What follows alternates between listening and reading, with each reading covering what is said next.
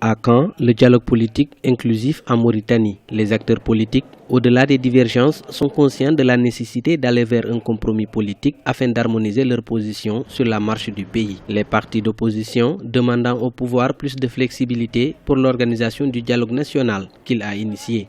Si on prépare un dialogue d'une façon consensuelle, concertée, si on essaye de faire des pas qui servent ce dialogue, ça veut dire qu'on peut avoir un dialogue qui peut régler la crise politique en Mauritanie. C'est pourquoi aujourd'hui qu'on a demandé une préparation concertée d'un dialogue en ce qui concerne son contenu et en ce qui concerne encore les engagements nécessaires de la part du pouvoir pour avoir le minimum de confiance politique. En 2013, le parti Tawassoul avait décidé de participer aux élections législatives contre l'avis de la coalition dont elle faisait partie, le Forum national pour la démocratie et l'unité. Grâce à ces élections, la formation politique détient aujourd'hui le chef de file de l'opposition. En Mauritanie, certains partis politiques et organisations sont menacés de non-reconnaissance et de suspension. Leurs membres dénoncent cette situation.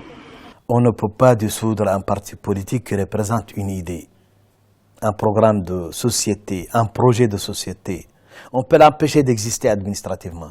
Mais attention, notre parti, il était là avant la reconnaissance. Et il reste après toute décision arbitraire qui peut être décidée par un pouvoir. En 2015, le président Mohamed Ould Abdelaziz avait appelé l'opposition à la reprise du dialogue politique. L'opposition reste divisée sur la question. Réélu en juin 2014, le chef de l'État a initié des réformes politiques, notamment la suppression du Sénat. Le leader du parti Tawassoul demande plus de liberté politique et la reconnaissance du droit des minorités.